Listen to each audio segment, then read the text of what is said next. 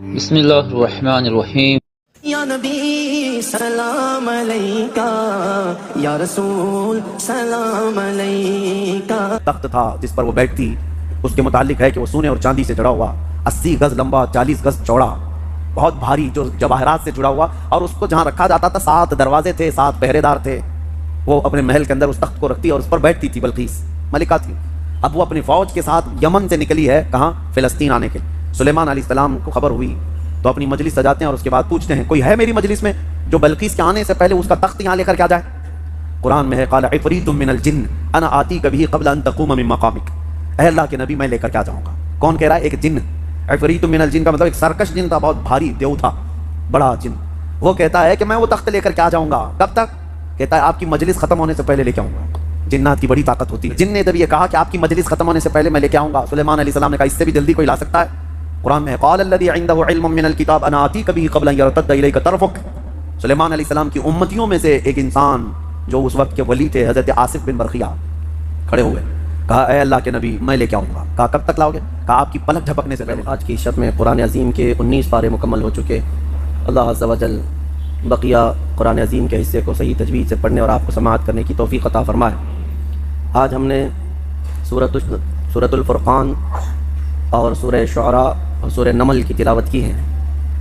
سورۃ الفرقان جو کل تلاوت ہوا تھا اس کا کچھ حصہ آج ہم نے تلاوت کیا ہے۔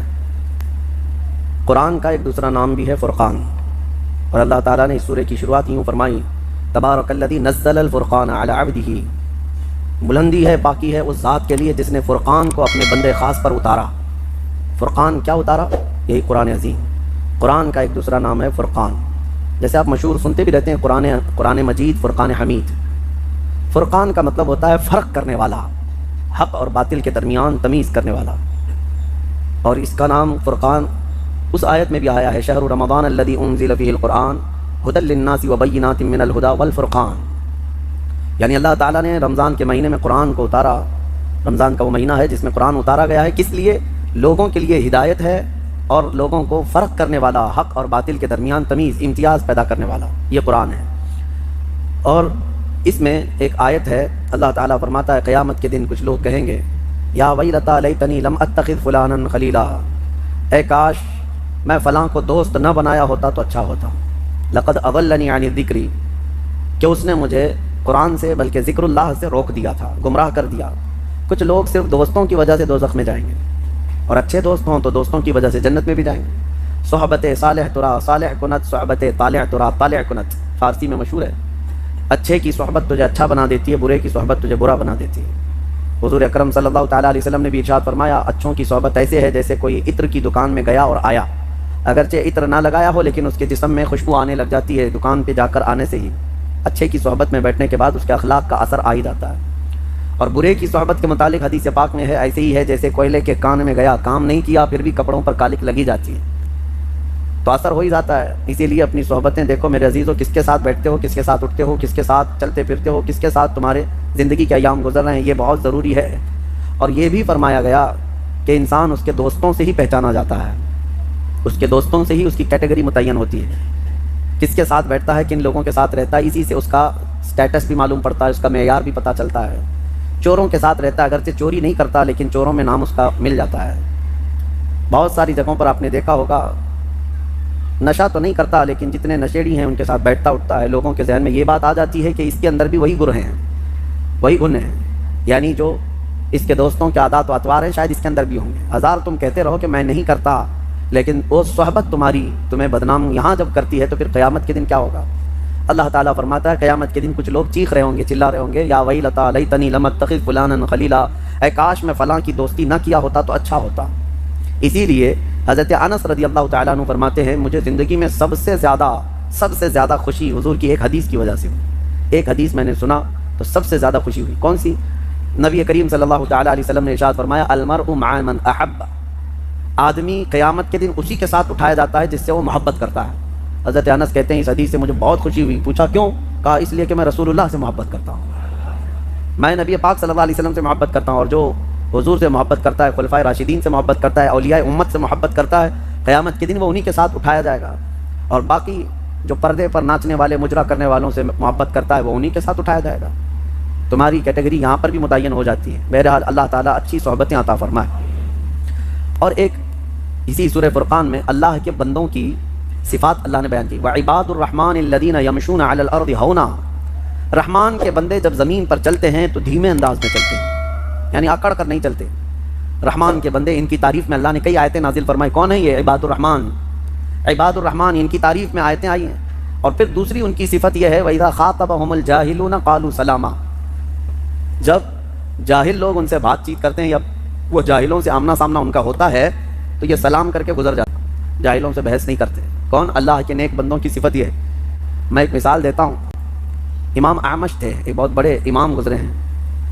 لوگ جو اہل علم تھے وہ آتے تھے اور ان کے پاس سوالات کرتے تھے، اور جب جاہل سوال کرتا ہے، اگر علم حاصل کرنے کے لیے ہو اور شریعت سے ریلیٹڈ ہو تو اچھا ہے، لیکن سوال میں اگر یوں کہے موسیٰ علیہ السلام ناشتے میں کیا کھاتے تھے، تم کو کیا پڑی ہے اس سے؟ ایک امام اور گزرے ہیں، ان سے کوئی آ کر ایک جاہل سوال کر رہا ہے، شیطان ابلیس لعین کی بیوی کا نام کیا تھا؟ آپ نے فرمایا میں اس کی شادی میں گیا نہیں تھا۔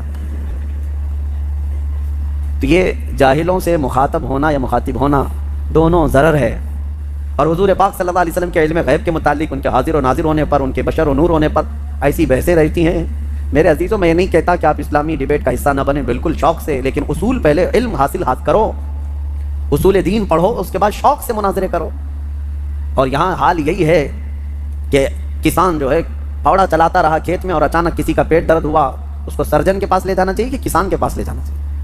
اب اگر آپریشن تھیٹر میں کسان بھی آپریشن کرنے لگے تو کیا کرے گا؟ وہ پھاوڑے سے آپریشن کرے گا۔ اسی طرح سے جس کی جو فیلڈ نہیں ہے، جس کا جو میدان نہیں ہے، جب وہ اس میں کودتا ہے تو ادھر کی ادھر، ادھر کی ادھر کر دیتا ہے۔ اللہ تبارک و تعالیٰ گمراہی سے محفوظ فرمائے، اسی لیے آدھا علم بھی مت حاصل کرو۔ میں نے دیکھا ہے بہتوں کو ایک قاعدہ کچھ سیکھ لیا تو اس کو ہر جگہ فٹ کرنے لگ جاتے ہیں۔ اسلام کی باریکیاں، اصول دین، اصول فقہ، اصول حدیث، بہت اس میں باریکیاں ہیں۔ اور یہ جو جتنے بھی گمراہ فرقے ہیں نا، یہ اسی طرح سے گمراہ ہوئے، انہوں نے ایک قاعدہ سیکھا اور اس کو سب پہ فٹ کرنے لگے، سنیوں پر اس کو فٹ کرنے لگے، جو مشرکوں پر اتری ہوئی آیتیں تھیں، مشرکوں کے حق میں جو اتری ہوئی تھیں، ان آیتوں کو رسول پاک صلی اللہ علیہ وسلم پر جو اتری ہیں آیتیں مشرکین کے حق میں، وہ سنیوں پر فٹ کرنے لگ جاتے ہیں۔ گمراہی یہیں سے آتی ہے، اسی لیے آدھا علم حاصل مت کرو۔ مشہور محاورہ ہے، بلکہ ایک قول ہے، نیم حکیم خطرے جان، نیم ملا خطرے ایمان۔ یہ کہا جاتا ہے نا، آدھا ڈاکٹر جو ہے جان کا خطرہ ہے اور آدھا مولوی ایمان کا خطرہ ہے۔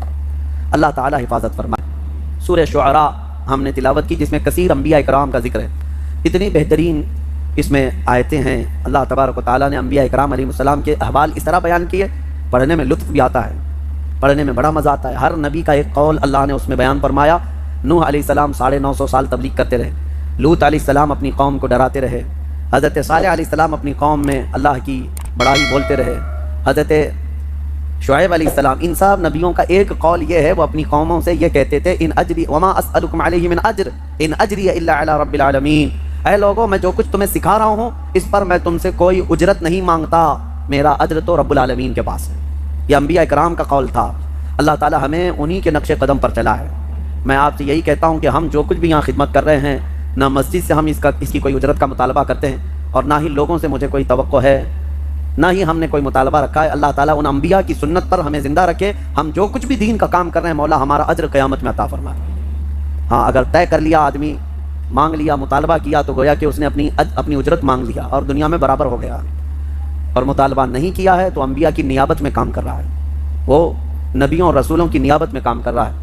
اور ایک حیرت کی بات میں بتاؤں آپ کو، حیرت کی بات، میں بیٹھا بھی ہوں ایک محفل میں، حضور پاک صلی اللہ علیہ وسلم کی نعت پڑھتا رہا شاعر کافی دیر تک، ماحول ٹھنڈا رہا، نوٹ آ نہیں رہے تھے، ہم بھی بیٹھے ہوئے تھے، ایک پیر صاحب بھی تھے اس مجمع میں، شاعر نے جو ہے ڈائیورٹ کر لیا اپنے رخ کو، اور وہاں سے پیر صاحب کی شان میں اب اشعار پڑھنے لگا۔ او جوش، ماحول گرم ہو گیا، لوگوں کے نوٹ نکلنے لگ گئے اور اس پر برسانے لگ گئے۔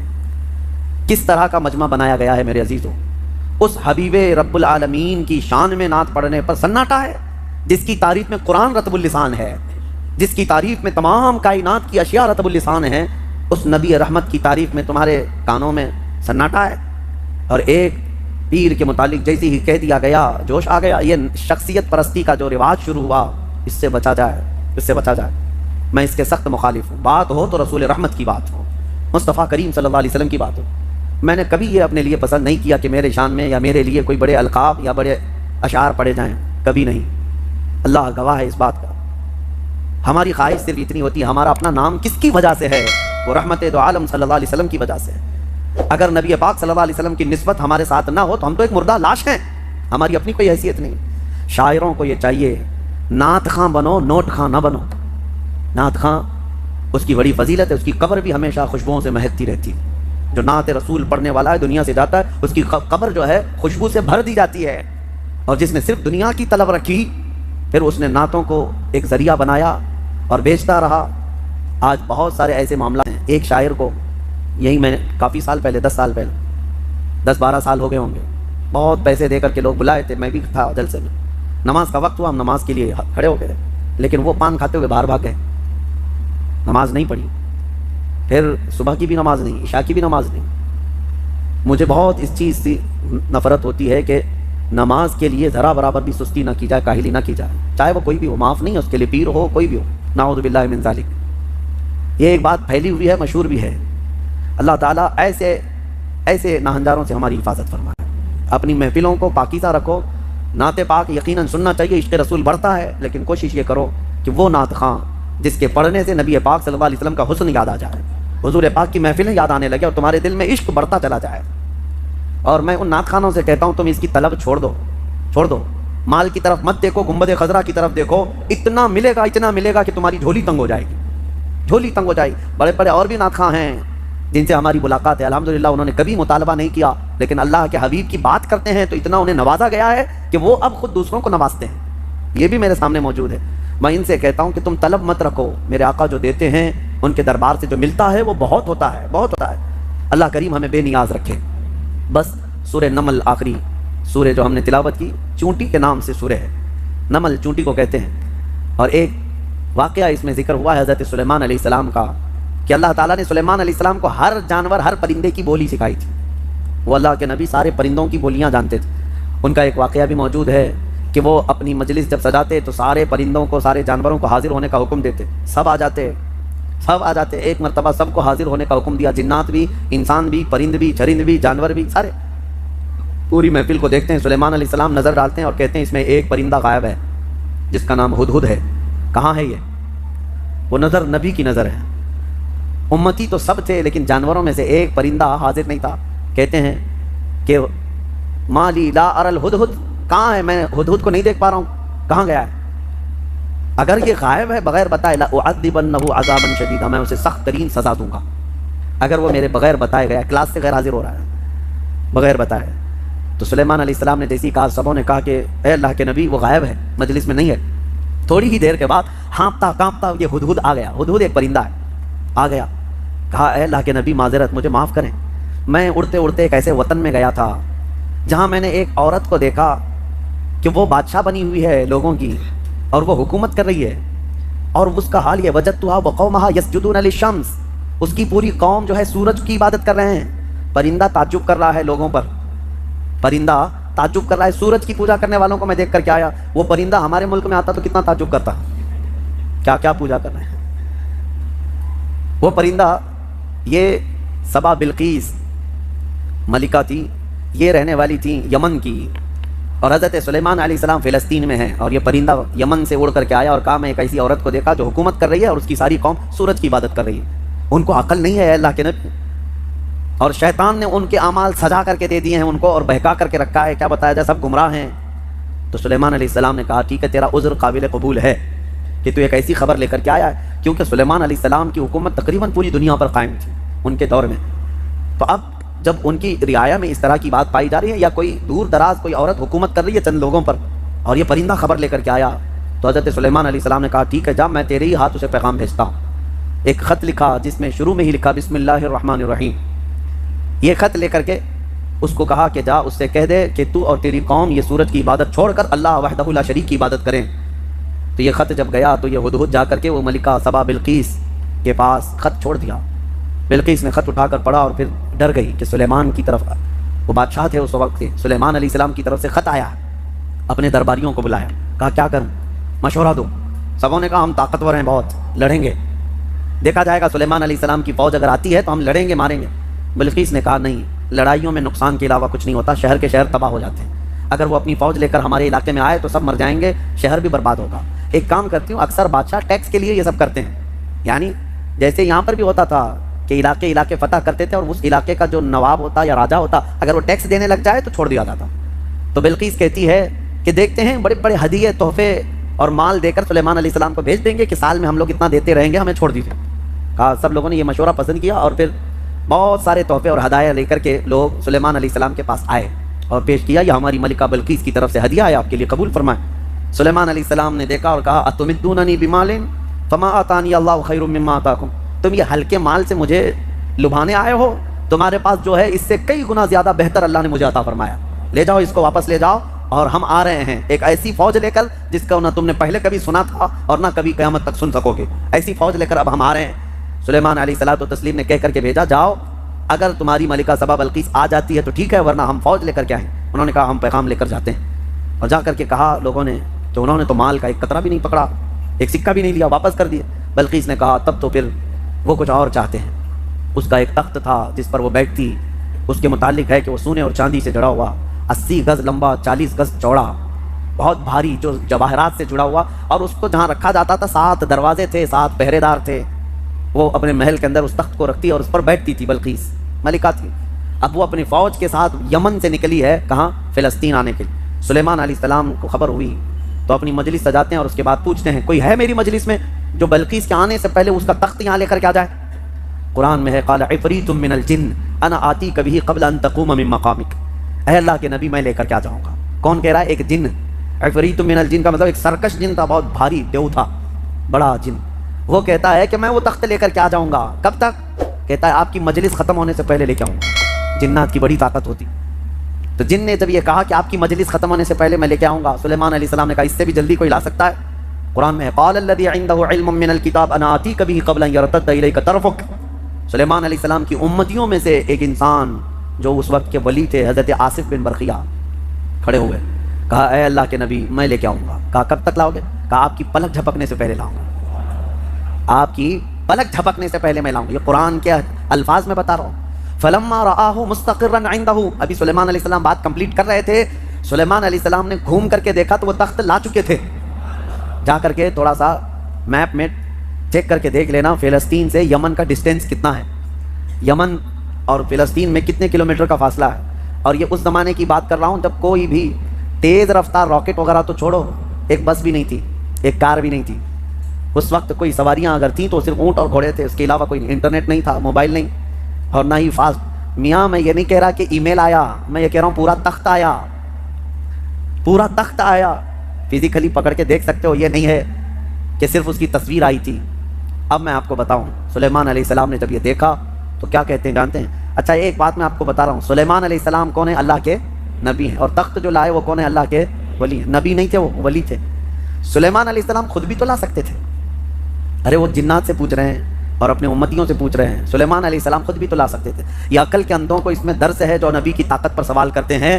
سلیمان علیہ السلام لا ضرور سکتے تھے لیکن یہ چھوٹا کام ان کے ذہن نہیں دیتا تھا. ان کے امت کا ایک چھوٹا آدمی بھی یہ کام کر سکتا تھا. لوگ تو آج یہ پوچھتے ہیں کہ نبی کو پیٹ پیچھے کا علم نہیں، دیوار پیچھے کا علم نہیں. تمہارے باپ کی 70 پشتوں کا بھی علم میرے مصطفیٰ کو ہے. اللہ عز و جل فرماتا ہے وَأَنزَلَ اللَّهُ عَلَيْكَ الْكِتَابَ وَالْحِكْمَةَ وَيَعْلَمْكَ مَا لَمْ تَكُنْ تَعْلَمُ وَكَانَ فَضْلُ اللَّهِ عَلَيْكَ عَظِيمًا. ترجمہ: اور اللہ نے آپ پر یعنی حضرت محمد صلی اللہ علیہ وآلہ وسلم پر کتاب اور حکمت نازل فرمائی اور آپ کو وہ سب کچھ سکھا دیا جو آپ نہ جانتے تھے، اور آپ پر اللہ کا بہت بڑا فضل ہے. سورہ نساء آیت نمبر 113 113. نبی پاک صلی اللہ تعالیٰ علیہ وسلم کو ہر شے کا علم اللہ نے عطا کیا ہے، اور طاقت و قوت کا عالم بھی یہی ہے. جب ان کے گدا بھر دیتے ہیں شاہان زمانہ کی جھولی. محتاج کا جب یہ عالم ہے تو پھر مختار کا عالم کیا ہوگا؟ محتاج کا جب یہ عالم ہے تو مختار کا عالم کیا ہوگا؟ اور وہ نبی نہیں تھے، ولی تھے. تخت لائے. سلیمان علیہ السلام نے اس بات پر کیا کہا؟ ھذا من فضل ربی. یہ نہیں کہا دیکھو میری طاقت کتنی ہے، کہا یہ جو کچھ بھی ہوا یہ میرے رب کے فضل سے ہوا، میرے رب کے فضل سے. لوگوں ہمیشہ اس بات کو یاد رکھو. ہمارے یہاں پہلے رواج تھا گھروں کے اوپر بھی ایک تختی لکھ کر کے لگائی جاتی تھی، ھذا من فضل ربی ہوتا تھا. گھروں پر یہ لگائے جاتے تھے. کیوں؟ گھر میں نے بنایا ہے، محنت سے بنایا، کمایا ہے، چڑھایا ہے، دیواریں چھت ڈالی ہے، لیکن لاسٹ میں یہ جملہ لکھتے تھے یہ سب میری طرف سے نہیں، ھذا من فضل ربی، یہ میرے رب کے فضل سے ہے. یہ ہمیشہ مسلمانوں کو یاد رکھنا چاہیے. اب اس کے بعد ملکہ بلقیس پتہ نہیں کتنے دنوں کے بعد پہنچی، آئی دربار سلیمان میں.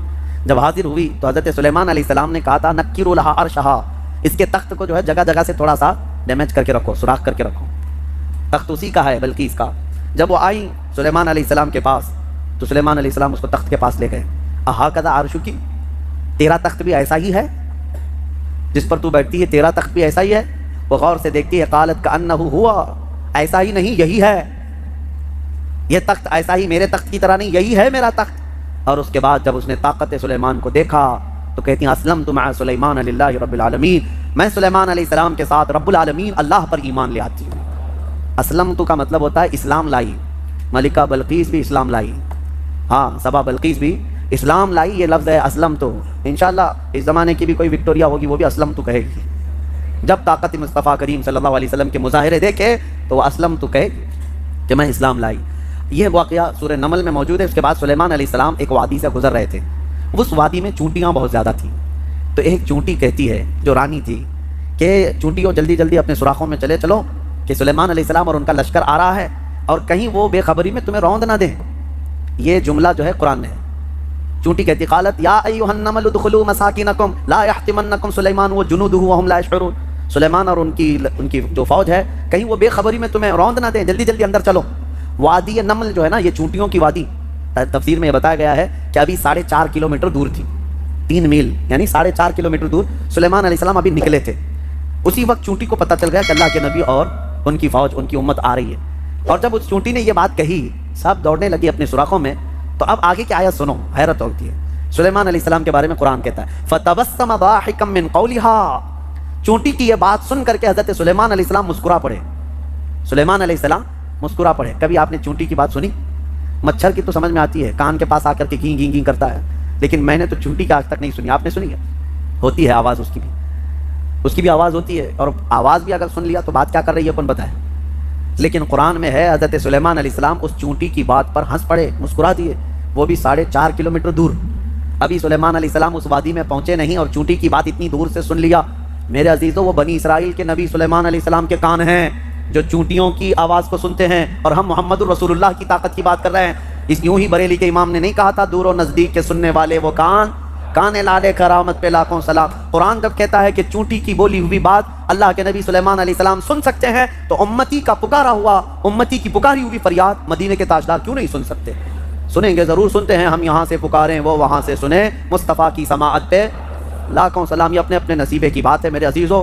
جس کو لگتا ہے نہیں سنتے، جس کو لگتا ہے کہ وہ نہیں سنتے، اللہ کرے کہ وہ یوں ہی جل جل کر کے مر جائے، اس کی دنیا میں بھی کوئی نہ سنے گا اور آخرت میں بھی اس کی کوئی نہ سنے گا۔ اور ہم یہ عقیدہ رکھتے ہیں میرے آقا یہاں بھی سنتے ہیں وہاں بھی سنتے ہیں۔ اسی لیے حدیث میں ہے کہ جب قیامت کے دن کوئی تمہاری نہیں سن رہا ہوگا، اس وقت میں تمہاری سن رہا ہوں گا، اور حضور اس وقت کہہ رہے ہوں گے انا لہا، آؤ میں تمہاری شفاعت کے لیے ہوں۔ اللہ کریم ہمیں حضور کے جلووں میں زندگی عطا فرمائے، ان کے قدموں میں موت عطا فرمائے۔ اور صحابہ کرام بھی بابوں کی کیٹیگری میں آتے، انبیاء تو نہیں ہیں۔ کتنی مشہور حدیث ہے، حد تواتر تک پہنچی بھی ہے، سند کے اعتبار سے بھی صحیح ہے کہ حضرت عمر رضی اللہ تعالیٰ عنہ جمعے کے دن خطبہ دے رہے ہیں اور ایران میں جنگ ہو رہی ہے۔ صحابہ کی جماعت کو ایران فتح کرنے بھیجا، ایک شہر ہے نہون، اس شہر میں وہاں پہ نہون میں جنگ ہو رہی ہے۔ ایک صحابی رسول ہے حضرت، جن کا نام ہے حضرت ساریہ رضی اللہ تعالیٰ عنہ، آس پاس پہاڑ کے ٹیلے ہیں، وہ لڑ رہے ہیں۔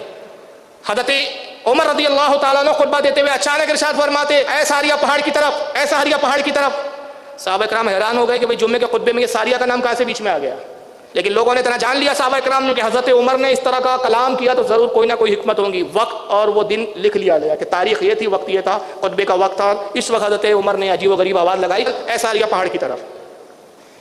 یہاں تک کہ جنگ فتح ہوئی، فتح ہونے کے بعد حضرت ساریہ رضی اللہ تعالیٰ جب فتح آپ لوٹے تو آپ نے فرمایا کہ خدا کی قسم یہ جنگ ہم ہارنے والے تھے۔ وجہ یہ تھی کہ پہاڑ کے پیچھے دشمن گھاگ لگائے بیٹھے تھا اور ہم غافل تھے، ہمیں نہیں معلوم تھا کہ پہاڑ کے پیچھے سے دشمن ہم پر حملہ وار ہو رہا ہے۔ بس قریب تھا کہ وہ دشمن ہم پر حملہ کرتا، ہم نے حضرت عمر کی آواز سنی کہ حضرت عمر کہہ رہے تھے اے ساریہ پہاڑ کی طرف۔ بس جیسی حضرت عمر کی آواز آئی ہم متوجہ ہوئے اس طرف، دیکھا دشمن ہے، بس اللہ نے ہم کو عظیم الشان سے فتح سے نوازا۔ پوچھنے والوں نے پوچھا، لوگوں نے کہا بتاؤ وقت کیا تھا؟ کہا جمعے کا دن تھا، فلاں تاریخ تھی، اور یہ وہی وقت تھا جب اس وقت خطبہ دیا جاتا ہے۔ تو اب اس میں دو کرامتیں ہیں، ایک تو حضرت عمر کی کرامت کہ مدینے سے نہون دیکھ رہے ہیں جو سینکڑوں میل دور ہے، یہ نہون کا منظر دیکھ رہے ہیں، آواز لگا رہے ہیں، آواز وہاں تک پہنچ بھی رہی ہے، یہ عمر کی کرامت، اور حضرت عمر کی اس آواز کو وہ سن رہے ہیں، یہ حضرت ساریہ کی کرامت۔ اور متواتر حدیث اگر حوالے دوں تو بہت لمبی فہرست ہے، میں صفحے چھوڑ دے رہا ہوں، صرف بس نام لے رہا ہوں کتابوں کے۔ امام طبری نے اس کو تاریخ الطبری کے اندر اس کو لکھا، اس حدیث کو۔ हज़रत इमाम अबू नुअयम ने इसको दलाइल नबुव्वा में लिखा है, इसी हदीस को इमाम बहकी ने दलाइल नबुव्वा में लिखा, इसी हदीस को खतीब तबरेज़ी ने मिशकातुल मसाबी मिशकात शरीफ में लिखा, इसी हदीस को इब्न कसीर ने अल बिदाया व निहाया में लिखा, इसी हदीस को इमाम इब्नुल असीर ने अपनी किताब उर्दुल गाबा में लिखा, इसी हदीस को इमाम इब्न हजर अस्कलानी ने अल इसाबा फी तमीज़ सहाबा में लिखा, इसी हदीस को इमाम सखावी ने अपनी किताब अल मकासिदुल हसना में लिखा, इसी हदीस को इमाम अजलूनी ने कश्फुल खफा के अंदर लिखा। तो ये मुतअद्दिद हवाले हैं कि जहाँ ये हदीस हद तवातुर तक पहुँची है कि हज़रत उमर की करामत है कि हज़ारों और सैकड़ों मील दूर देख भी रहे हैं और अपनी आवाज़ पहुँचा भी रहे हैं। अब कौन है जो इनकार करे इन सारे मुहद्दिसीन का और इन मुस्तरद हदीसों का और मुस्तनद किताबों का? तो क्या हज़रत उमर नबी थे? बाबी थे ना। तो जब हज़रत उमर को अल्लाह ने क़ुव्वत दी तो क्या और औलिया को अल्लाह ताला क़ुव्वत अता नहीं कर सकता? तो कम से कम खुश अकीदा तो उस पर शक ना करे। हाँ, अगर मिर्ज़ा जैसे जाहिलों के नसीब में शक करना ही है तो उसका इलाज हमारे पास फिर कुछ भी नहीं है, क्योंकि अबू जहल भी चांद के टुकड़े होते हुए देखता था मगर तब भी ये कहता था ये तो मोहम्मद ने जादू किया है।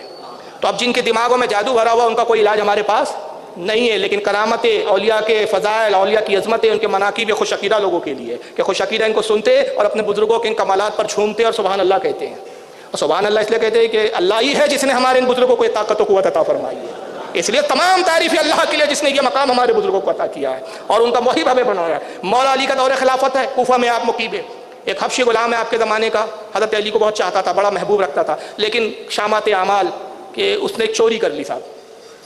अब चोरी करते हुए पकड़ा गया, हज़रत अली की अदालत में लाया गया। हज़रत अली ने कहा क्या तुझने चोरी की है, ये जुर्म तुझे कबूल है? उसने कहा हाँ हुज़ूर, मैं आपके सामने झूठ नहीं बोल सकता, इनकार नहीं कर सकता, मैंने चोरी किया। आपने फरमाया इस्लामी शरीयत का कानून ये है कि इसके हाथ काट दिए जाए। उसका हाथ काट दिया गया, हाथ कटा, खून बह रहा है, पट्टी वगैरह बांध दी गई और वो उसको कहा गया कि अब अपने घर की तरफ चला जाओ। वो घर की तरफ जा रहा है तो रास्ते में हज़रत सलमान फ़ारसी आ रहे हैं, वो हज़रत अली से मिलने के लिए आ रहे थे और साथ में एक बहुत जलील क़द्र ताबई थे, इब्नुल कव्वा नाम था उनका, छोटे काफ से इब्नुल कव्वा। वो सलमान फ़ारसी के साथ आ रहे हैं, देखा कि खून के कतरे टपक रहे हो। पट्टी बांधने के बाद जब ज़ाहिर है हाथ काटा गया हो तो आप अंदाज़ा लगा सकते हैं कि खून कैसे बहेगा। और उस ज़माने में इतनी तो मेडिकल तरक्की नहीं थी कि साहब पूरी तरह खून रुकवा दिया जाए। पट्टी बंदी थी कुछ उससे फिर भी खून टपक रहा था और वो तकलीफ के साथ चल रहा था, तकलीफ हो रही थी। सलमान फ़ारसी की नज़र पड़ी और इब्नुल कव्वा उनके साथ थे, ताबई इन्होंने भी देखा। उन्होंने कहा क्या हुआ, ये हाथ तेरा कैसे कटा? तो उसने कहा कि चोरी के जुर्म में कटा है। कहा किसने तुझ पर यह सज़ा नाफिज की, किसने चोरी की जुर्म में तेरे हाथ काटा है? तो उसने जवाब में कैसे जुमले कहा, यह हाथ उसने काटा है जो रसूलुल्लाह का भाई है, जो हसन और हुसैन का पितर है, जो बुतुल ज़हरा का शोहर है, जो बाबुल इल्म है, जो नबी का सबसे ज़्यादा चहीता है। अली की तारीफ़ की उसने। तो हज़रत सलमान फ़ारसी कहते हैं कि ताज्जुब है तेरी अक्ल पर, अली ने तेरे हाथ काटे और तो उनकी तारीफ़ करता है, उनकी तौसीफ़ बयान कर रहा है। तो कहा कि क्यों ना मैं अली की तारीफ़ करूँ कि उन्होंने जो मेरे साथ किया शरीयत के मुताबिक किया। खुदा की कसम अगर इस शरीयत के मुताबिक अगर मेरे जुर्म की सज़ा ना देते तो क़यामत के दिन मुझे इसकी सज़ा से ज़्यादा शदीद मिलती। ये सज़ा नाफिज करके उन्होंने मुझे आखिरत और जहन्नम की आग से बचा लिया है। हज़रत सलमान ने सुना तो हज़रत अली की खिदमत में पहुँचे और कहा कि हुज़ूर अभी आपकी बारगाह से एक शख्स गया जिसके हाथ काटे गए। फरमाया हाँ, उसने चोरी की थी, इस बुनियाद पर उसके हाथ काटे गए। कहा हुज़ूर रास्ते में मिला, हमने जब उससे पूछा तो उसने आपकी बड़ी तारीफ़ की और बड़ी तौसीफ़ बयान की और हज़रत सलमान ने पूरे जुमले सुनाए। मौला अली ने कहा जाओ उसको बुला के ले आओ। कोई गया और जाके बुलाया कि अली बुलाते, ये पहुँचा। आपने फरमाया लोगों वो हाथ जो उसका काट के रखा हुआ था वो कहाँ है? तो कहा हुज़ूर वो एक तरफ रख दिया हमने, के बाद में उसको दफन कर दे। फरमाया ले आओ। हाथ लाया, मौला अली ने अपना लवाब लगाया, हाथ लगाया और उस पर कपड़ा उसका इमामा लपेट दिया और फरमाया खोल। जब खोला तो हाथ ऐसा था जैसे कभी जुदा हुआ ही नहीं। लोगों ने कहा अली ये क्या बात है, आप ही हाथ काटते हैं फिर आप ही हाथ दुरुस्त फरमाते? कहा हाथ काटना शरीयत का तकाजा था, हाथ को सही और सालिम जोड़ना ये मोहब्बत का तकाजा था। ये मुझसे मोहब्बत करता है इसलिए ये काम किया गया। इसको इमाम फखरुद्दीन राजी रहमतुल्लाह अलैह ने तफसीरुल कबीर के अंदर लिखा, जो कुरान अज़ीम की मारकतुल आरा उनकी तफसीर है, चुनांचे जिल्द नंबर 7/434 पर हज़रत इमाम फखरुद्दीन राजी ने इस वाक़े को नकल किया। तो ये मौला अली की करामत है कि टूटे हुए हाथ को जोड़ दिया। बताइए ये अक्ल में आती है ये बात? तो जो अक्ल में ना आए उसी को करामत कहते हैं। अब ये हज़रत अली की करामत है कि मुझे साहब बताइए क्या कहेंगे इसको? करामत कहेंगे। क्यों? अली नबी नहीं है, वली है, वलियों के सरदार है। तो ये भी करामत तो बाबे से ही साबित है और हदीस में है। तो इस अंधे को क्या हदीस नज़र नहीं आती? और चलिए कहेंगे भाई मैं हम तफसीरुल कबीर को नहीं मानते, आपने जो अल बिदाया और दीगर किताबों के हवाले दिए हज़रत उमर के, उसमें कोई मुस्तबर किताब हम किसी को नहीं मानते। चलिए बुखारी के बगैर तो तुझे खाना हज़म नहीं होता। अब आइए सही बुखारी की एक रिवायत सुन लीजिए, इसमें भी करामत का जिक्र आता है। इमाम बुखारी अपनी सहीहुल बुखारी किताबुल मनाकिबुल अंसार हदीस नंबर 3805 और फिर बहुत सारे उलमा ने लिखा, ये लिखते हैं कि 2 सहाबी रसूलुल्लाह की खिदमत में हाजिर होते हैं, किसी काम की गरज से रात में हुजूर से मिलने आए। एक सहाबी का नाम था हज़रत अब्बाद बिन बिशर और दूसरे सहाबी थे हज़रत उसैर बिन हुज़ैर। दोनों हुजूर से गुफ्तगू करते रहे, रात बहुत हो गई। सरकार ने कहा अब तुम अपने अपने घर की तरफ जाओ। अब रात बहुत थी, अंधेरा था। दोनों सहाबी निकलते हैं तो हज़रत अब्बाद बिन बिशर की लाठी आप ही आप रोशन हो गई और इतनी तेज़ रोशनी हो गई कि पूरा रास्ता नजर आने लगा। ان کی لاٹھی روشن ہو گئی. یہ کس کی کرامت تھی؟ حضرت عباد بن بشر کی. اب دونوں اس روشنی میں دونوں صحابی چل رہے ہیں، اور راوی کہتے ہیں کہ پھر ایک ایسا مقام آیا کہ دونوں کے راستے جدا تھے. حضرت عباد کا گھر اس طرف تھا اور حضرت اسید بن حضیر کا گھر اس طرف تھا. تو حضرت اسید بن حضیر نے کیا کیا؟ اپنی لاٹھی ان کی لاٹھی سے ماری، ان کی بھی لاٹھی روشن ہو گئی. اب یہ اس روشنی میں اس طرف چل پڑی. یہ بخاری کے اندر ہے. اس مرزے کے خبیث کو یہ بخاری میں نظر نہیں آیا. یہ بولتا ہے بابے کی کہانیاں ہیں، تو اس کو بھی کہانی بول کے انکار کرو. عقل میں تو یہ بھی نہیں آتی. جو عقل میں نہ ہے اسی کو کیا کہتے ہیں؟ کرامت. اب مرزا کی عقل میں نہیں آ رہی ہے اس لیے تو کرامت ہے. اگر مرزا کی عقل میں آ جائے تو بھی کرامت کہاں ہے؟ عقل میں تو خیر ہمارے بھی نہیں آتی، لیکن ہم وہ ہے کہ ہم ایمان لاتے ہیں. ہم ابو جہل والی کیٹیگری میں سے نہیں ہے کہ چاند کے ٹکڑے ہوتے ہوئے بھی دیکھ کر کہے یہ جادو ہے. ایسا نصیب یہ مرزا اور اس کے جاہلوں کو ہی ملا ہے صاحب کہ جو نہ مانے. اچھا، پھر اس حدیث کو امام بخاری کے علاوہ امام احمد ابن حنبل نے بھی لکھا ہے، جو امام بخاری کے استاد ہے. اپنی مستد میں انہوں نے لکھا حدیث نمبر 12404. امام ابو نعیم نے لکھا دلائل النبوہ میں، امام حاکم نے لکھا، امام بہقی نے لکھا، امام بغوی نے لکھا، امام تبریزی نے لکھا، غرض کے بہت سارے متعدد علماء نے لکھا. حضرت انس رضی اللہ تعالیٰ صحابی رسول ہے. کون ہے یہ؟ صحابی رسول ہے. حضور صلی اللہ علیہ وسلم کے ساتھ 10 سال آپ کی صحبت رہی ہے. 10 سال حضور کی خدمت میں رہا انس بن مالک. وہ فرماتے ہیں کہ ایک انصاری نوجوان تھا ہمارے پڑوس میں قریب میں، وہ بیمار ہو گیا، بڑا شدید بیمار ہوا. اس کی بیماری کی خبر آئی. حضرت انس کہتے ہیں میں اور کچھ ساتھی ہم لوگ اس کی عیادت کے لیے پہنچے. دیکھا تو آخری وقت تھا اور سانسیں اس کی اکھڑ رہی تھی. ایک سانس آتی تھی ایک سانس جاتی تھی. نزا کا عالم تھا. کچھ دیر بعد اس کا انتقال ہو گیا. ایک لوتا بیٹا تھا، بوڑھی ماں تھی اس کی. انس فرماتے ہیں کہ جب اس کا انتقال ہو گیا تو ہم نے اس کے چہرے پہ کپڑا ڈال دیا. تو اس کی ماں نے پوچھا کہ تم نے میرے بچے کے چہرے پہ کپڑا ڈال دیا تو کیا یہ مر گیا ہے؟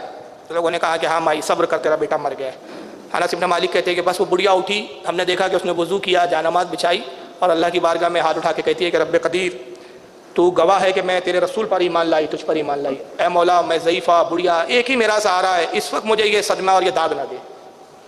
اے رب قدیر میں تیری بندی عرض کرتی ہوں کہ میرے بیٹے کی موت کا مجھے داغ نہ دے. انس کہتے ہیں بس اب یہ کہی رہی تھی کہ ہم نے دیکھا کہ اس کا بیٹا زندہ ہو گیا اور خدا کی قسم پھر ہمارے ساتھ اس نے کھانا کھایا. تو یہ مر کے زندہ ہونا یہ حدیثوں سے بھی ثابت ہے اور یہ صحابہ کی بھی کرامت ہے. یہ اس ضعیفہ کی کرامت ہے کہ اللہ کی بارگاہ میں اس نے زندگی کی بھیک مانگی، زندگی کے لیے دعا کی، اللہ تعالیٰ نے اس کے بیٹے کو زندگی عطا کر دی. اور اس لیے یہ روایت جو ہے ضعیف بھی نہیں ہے بلکہ معتبر ہے. اس کو ابن عدی نے الکامل میں لکھا ہے جلد نمبر 4 صفحہ 62.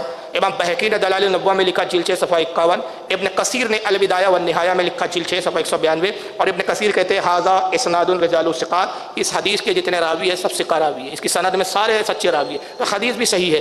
تو بزرگوں کا بردوں کو جلا دینا یہ کرامت سے کوئی بعید نہیں ہے.